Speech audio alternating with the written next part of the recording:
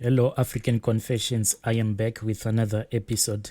There is a message that I want to share with you guys, and the message reads like this. How are you, Brother Nashi? I have a story to tell, and thank you for answering my call this other day. Please post for me as hidden identity. Brother Nashi, my story goes like this. I am married to my husband, but before we were just poor and we were just struggling to make ends meet. At that time, when me and my husband got married, my husband was a police officer, but unfortunately, my husband was fired from his work because he was doing a lot of corruption at work. What my husband was doing is that he used to use his car, the ones that they use when they are doing their police work. He was using that car to transport marijuana that he was selling from one point to the next point to make extra money. However, one day they caught up with him and he was arrested.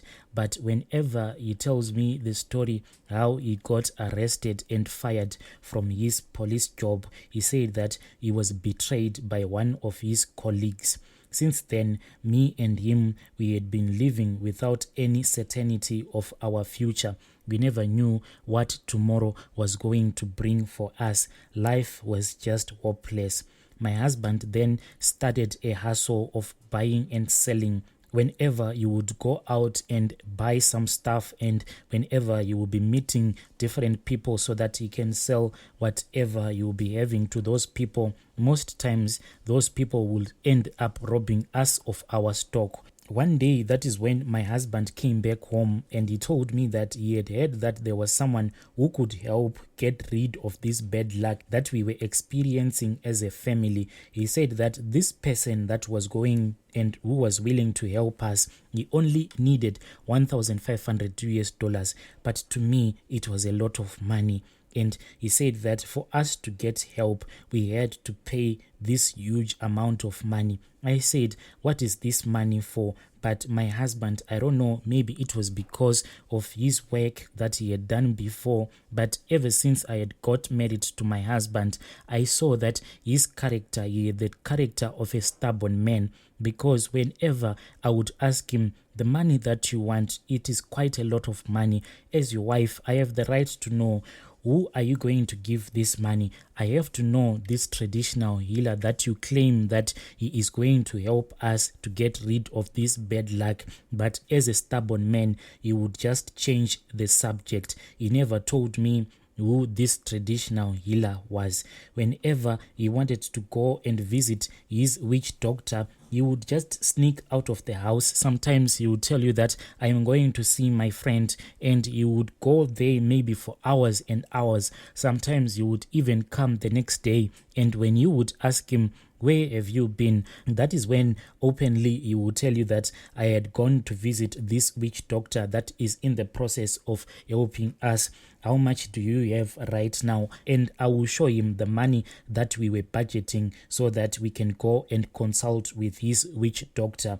Then suddenly my husband just disappeared into the night with the money, because he had promised me that once we had raised the money that was needed for the consultation with that witch doctor, me and him, we were going to go there, because the witch doctor had said that we had to attend the consultation as a family so that when he is getting rid of the bad spirit that was causing bad luck to my husband, I should also be there so that the bad spirit will not come and possess me. Then the spirit of bad luck will keep on rotating in our house. We had to go there together. But suddenly one day he just vanished into the night. And when I looked at that place where we were keeping the money, I saw that the money was no longer there. I thought that maybe he had gone out and maybe he had a wife, a new wife. That is why he was just using me to budget all of this money. One day, my husband came back. One evening, I noticed that he was carrying a very heavy big changani bag, those bags, and I followed him to the bedroom, and he took off that heavy big changani bag that he was carrying on his shoulders, and when he placed it onto the floor, I asked him what is in that bag, and he said it is full of medicine and herbs. I asked, what are those herbs for? What are they for? Since when are you going around carrying all of these medicines and herbs? And he said that, my wife, I have just discovered great news. Where I had gone, that witch doctor told me that, and I have been gifted by my ancestors, and my ancestors, they want me to help other people with this gift that they have given to me since childbirth. So I have to do all of the processes that are needed. And already right now, if you can call anyone, I can heal anyone. I am a healer right now. I asked, all these things that you are doing, my husband, don't they need your own relatives to be there so that they can know that the gifts that you are talking about, indeed, they come from your ancestors? Because that is what I know. When someone is going to be a traditional healer, all of the relatives are supposed to be there so that they can all agree that the ancestor that is going to be using their relative's body, indeed, it is their ancestor, not any other spirit. But he said, no, there is no need for you to inform any of my relatives because the process is already completed. This spirit that was gifted to me by my ancestors, it is already completed. It has already been called and it is in my body. So there is no need for my relatives to be there. I then noticed that whenever my husband, when he is about to go to sleep, let's say if we were watching TV with the kids, and he will pretend as if he is going to the bedroom to do something, and he will never return back to watch TV with me and the kids. Finally, when I would stand up to go and join him in the bedroom, I will see that he would have placed that changani bag in the middle of the bed to make a divide so that he can sleep on the other side of the changani bag, and me, I will sleep on the other side of the changani bag. I don't know.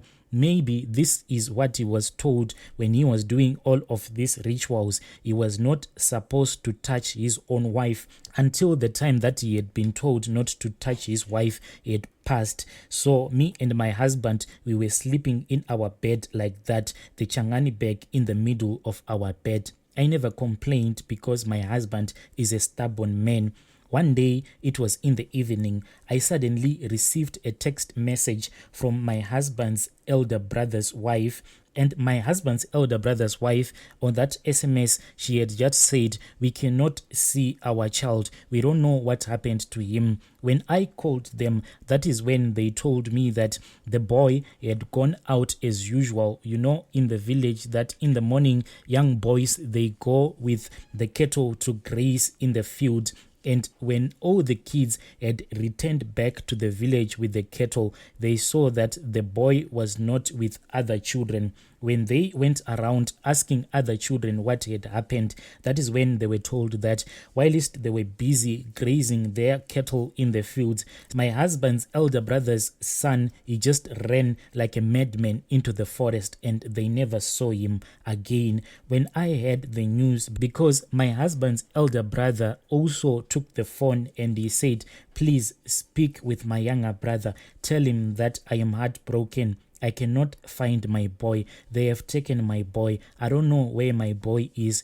Please wake him up because I want to speak with him. I am so heartbroken. I don't know what I am going to do if I don't find my boy. He is all that I have. When I heard that my husband's elder brother was in distress, I tried waking up my husband. When I woke him up and I told him everything that I had heard, everything that had happened back in the village, and all of a sudden, violently, he woke up and he took his changani bag that was in the middle of the bed. Then he just disappeared into the night again. He disappeared for weeks, and when he came back, and when I asked him where he was, because I thought that maybe he was cheating on me, when he came back, I said, enough is enough. Today you have to tell me, where are you going? Where did you go with all of the money that I was budgeting for the family? That is when he sat down with me, and he said that the time that I had suddenly vanished into the night, I had gone into the forest to bury the herbs, because I don't want anyone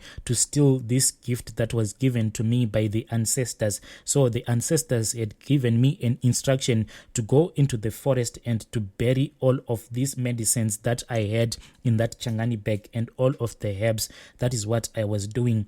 After that, my husband started confessing that he had gone to Mozambique to do a money ritual. He said that the child is no more, because the witch doctor, whilst they were there in Mozambique, they did a sacrifice, and the ritual needed that child's heart, and they had taken his brother's child heart and they had used it for the ritual. And he told me that worry not, because this child is going to be found, and this child, when they have found him, he is not alive. They will think that this boy is alive, but it is just a spirit that is walking in the land of the living. This child is already dead. You are just seeing the shadow of his spirit, but he is already dead, because whilst we were in Mozambique, when we did that ritual, we killed him so that we can take his heart. And yes, that boy, Brother Nashi, they finally found him, but this boy, he is now mentally ill. They actually keep him chained to a tree, because whenever they try to unchain him, he would try to run away. But my husband told me that, do not even worry. This child that they think is alive, he is not alive at all. So I am confused. My husband, on that day when he was confessing to me, he then took out a clay pot and he said, my wife, come and look inside. So I looked inside that clay pot which my husband was showing me. When I looked into that clay pot, I saw that there was nothing. I wondered why my husband was saying, my wife, look into this clay pot. I only saw that there was something that looked like algae and it was green. And when I told my husband that there is nothing in there, my husband then dipped his hand into that clay pot and he pulled out a heart. But this heart was not like a human heart. It was a small heart, small as a chicken's heart. He said that this heart belongs to our child and this heart is going to give us money. But Brother Nashi, right now, I am so worried about this. I don't even know. Should I tell my husband's relatives the secret that my husband told me? I am afraid that right now, if I try to run away from my own husband, where am I going to go? Because when I was born, I was told that my own mother died when I was still a small baby, and the people that helped me to take care of me until I was a big girl, it was one of my husband's relatives. And when I finally got married to my husband, I was actually being taken good care of by one of his relatives. What just happened is that my husband was coming from his police training. My husband had gone for police training, and when he came back, he saw me. And when he came back, I was at his relative's house and there was no one there. And then he forced me to have sexual intercourse with him. After he had forced me, he said, there is no way you are going to go because already I have made you my wife. That is how I got married to my husband. So now I've been thinking of running away, but where will I go? Because I don't even know any of my mother's relatives, neither do I even know any of my father's relatives. My husband is the one that I thought is going to be my family, my father, my mother. But Nashi, right now, I am stuck between a rock and a hard place. I really don't know what to do anymore. Please post my story, Brother Nashi. Dear listeners, right there was a message that I received from Anonymous. Please let us talk about this issue in the comment section. I'll be back with another episode.